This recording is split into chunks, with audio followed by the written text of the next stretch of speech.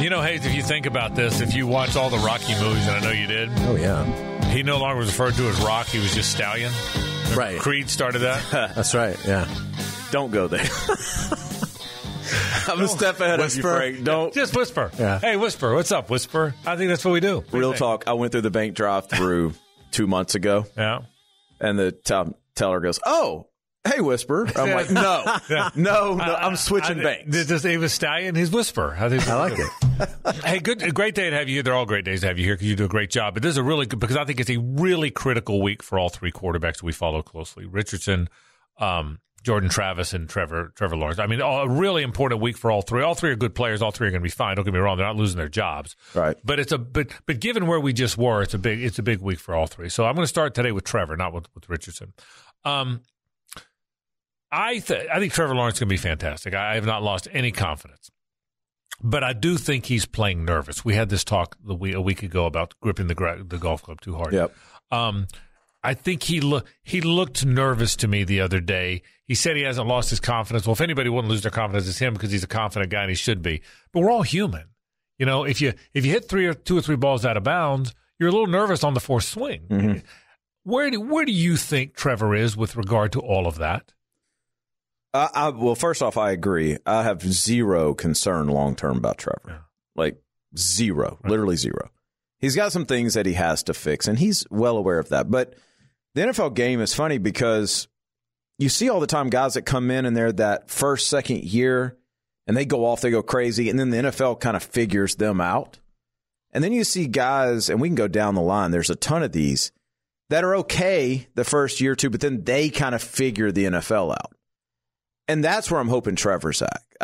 What I'm hoping we're seeing is a guy who's figuring the game out, figuring the league out. And next thing you know, you're going to have Josh Allen throwing the ball with precision and decision, right? I think that's the biggest thing right now is Trevor's unsure about the decision part of it.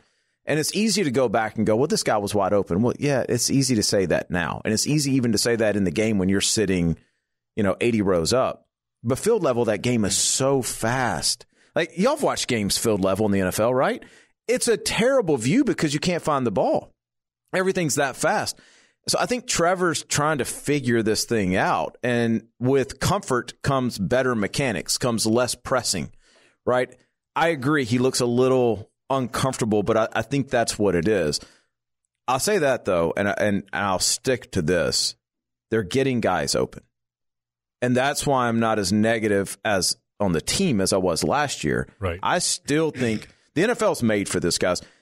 Teams 10 through 25, which is where the Jags fall, they can lose or win every single week. 100% agree with that. Right? The top 5 and the bottom 5, even though we say that and the Jags beat the Bills last year, the top 5 and the bottom 5 are kind of, what you're going to get at. But 25 of those teams, 15 to 25 of those teams, like it is anybody's league from week to week. And I hope Trevor finds that groove where they can at least get 9 or 10 wins. I know that's a big ask for this year, but 9 or 10 wins probably may win you the division. No doubt about it. And I'm with you. I mean, I like the team around him. Mm-hmm. He's played well twice. They won both those games. He's played badly 3 times and they've lost those games. Is he not? It seemed Sunday that he was very much locking on to the first guy. Are you seeing that he's not? It doesn't seem like his head moves much. Yeah, I thought they did a really good job against him because they played a ton of zone, right? And they made him find the passing lanes, made him find the windows, right? And it looked like he was looking for those a little too much. Looked like, okay, when's this guy going to come open? Zones, man, that's tough. At the NFL level, with as fast as those guys are, it's tough to sit back there and pick apart zone.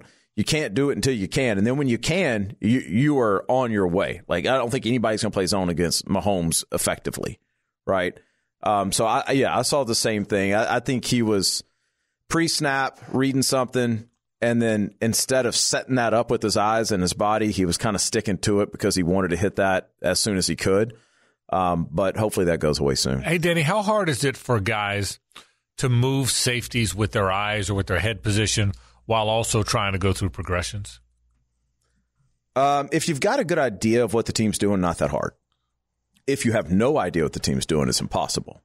But if your film study, you say, okay, I know that this is what's going to be open, and so I'm going to set that up, and that's kind of what I was saying, then it shouldn't be that hard. But that's not what it looks like to me. It looks like people are still going a million miles an hour for Trevor right now. Steve Spurrier used to say, safeties will read the stripe on the helmet. Mm-hmm. Do you feel that way too? If you're it's head position, not eyes, because they can't see. They can't see your eyes. Yeah, but they see the position of your helmet. Is that, yeah, helmet and a little bit of shoulders. Like you can manipulate them with your shoulders, especially depth, high and low. Yeah, okay. High shoulder. Funny enough, Blake was really good at this. High shoulder to the post and then come underneath to the dig. That's interesting. Right. I never thought about this. Try to root them out a little bit. But I think that's coming. We've seen it from Trevor, but more in like that man-free capacity than the Tampa 2 that he saw the other day. Do you think it gives him more confidence that he's already seen the Colts and played well against the Colts? Or do you think it's now the Colts are going to make adjustments and he's not going to see what he saw in week 2? Well, I think it does give him more confidence, but the other thing I think that works in the Jags' favor is you never want to be the team that's changing what you do. You want to be getting better at what you do. And if the Colts have this plan to, hey, they've picked us apart the last couple games, so we're going to change the looks, they're not going to be as efficient at it, right? So, I mean, if they feel like they're in that mode, that's a good sign for the Jags. And real quick, I do want to mention this. I think Doug Peterson should run the ball more, but I am completely cool with a coach who's got enough confidence in the quarterback that says, this is the look we're getting, which means we should be throwing, and so we're going to throw it with our franchise quarterback. May not work out now, but it may work out 2 years from now, where he has that 52-pass game that he completes 37 of them for 350 and 3 or 4 touchdowns. The easiest thing in the world is after the game to go back and say you should have run it more. Everybody says that. Yep. When you're on the sidelines calling it, it's a different game. It's hard to run it as much when you're in 3rd and 9 and 2nd and 8 and 3rd and 9 or whatever. It's a different game, and I think they had more of that than people give them credit for. Denny, what were they doing last week? Was it cover 2 and was there a robber underneath, or was it man underneath, or what? They played a lot of Tampa 2. And explain to people what that is. So cover 2, traditionally corners have flats, and then the safeties, the field's cut in half. Right. And then in Tampa 2, the Mike backer will basically cut it in thirds. Okay, and he'll also run deep with the. That's right. So he'll have the middle third. Right. And then each safety will have the deep third. Right. They played a lot of that, but they also mixed it up a good amount too, pre-snap with where they were lining that up and what they were showing.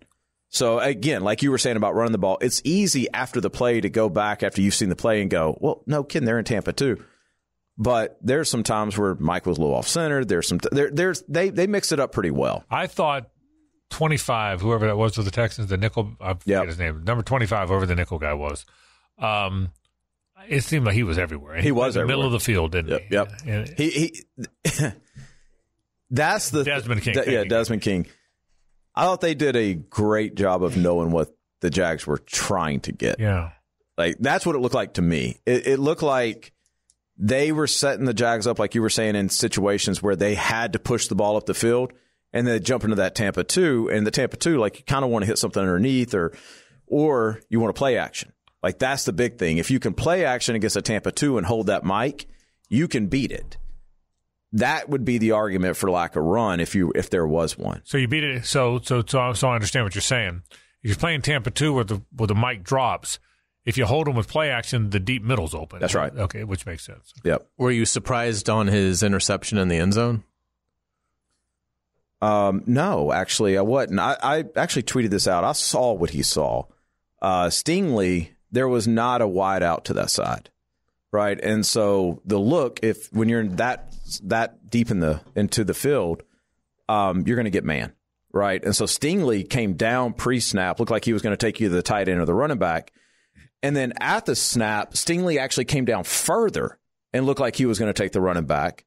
And so Trevor went to the crosser, and I'm guessing this because that's the man beater, and never looked back to Stingley. Makes perfect sense to me if you saw Stingley coming to get the running back. He won't do that again, though. He'll take that glance now that he realizes, okay, that guy's going to float back on me if I don't get it out there quickly. So I understand why he went there. It doesn't help. It was still a terrible play. The result is the result, but it certainly set up to where the read he made was the right read initially on paper. You know who blocks shots in basketball? Not the guy covering the guy. That's right. The other guy. That's right. That's who blocks it. You get the shot blockers in basketball aren't the guy covering the guy. Well, a lot of times an interception like that isn't the guy covering the guy. It's the guy you don't see because he wasn't covering him. And credit Stingley. Yeah, I agree. I mean, that's a big boy play. Jamal Adams used to do it from the safety position all the time. Let's fall down. Let's look at this. Let's make him think I'm here, and then I'm just going to float back here, and then Trevor threw it right to him. Before we leave this segment and get to some other stuff, so what now? Well, if you're Doug Peterson, do you drop some easy ones to get him some confidence early? You were very successful against the Colts last time, so you would think some of that stuff works again. Do you try and get Christian Kirk involved, who's been almost not involved the last 2 weeks? Yeah, the hard part for Doug Peterson is when somebody plays zone, you can't really scheme up those matchups like you can against man. Right. Right. And so what you have to do is have zone beaters that Trevor's comfortable with. The goal is to get them out of zone. Right. The goal is let's make them play 2-man or something like that. So I think you have to set up reads that Trevor's comfortable with, whether it's low to high, left to right, whatever it is, horizontally, vertically, whatever it is. They're going to play a lot of cover 2 with Gus. I mean, I don't know football, but I know curl flat's a cover 3 beater. What's a cover 2 beater? There's a lot, actually. Cover 2 is you want to strike middle of the field, or you want to hit the hole shots on the outside, or you want to overload one of those zones. And that's the ideal situation. And that was what kind of left me scratching my head, is let's roll him out. Let's hit some flood concepts, right? Because now we're bringing 3 or 4 receivers into a zone that's only got 2 or 3 defenders. And I think you said Baselli was the one that said it last week about him running a little bit more. Yeah. I think Trevor has to be willing to tuck it and run in those situations a little bit more as well, just because now that alley guy, he's not going to bail. Right. Now that alley guy's like, wait, 16 can run too. I got to stick here. And here's what running does is it changes down in distance. Instead of 2nd and 10, it's 2nd and 4. Well, that's a whole different game. You're playing a different game that way. So we're not talking about the interception. Yeah, that's exactly right. Let's take a break. Let's get to Anthony Richardson and what he has to do against LSU. That's next. Stay with us.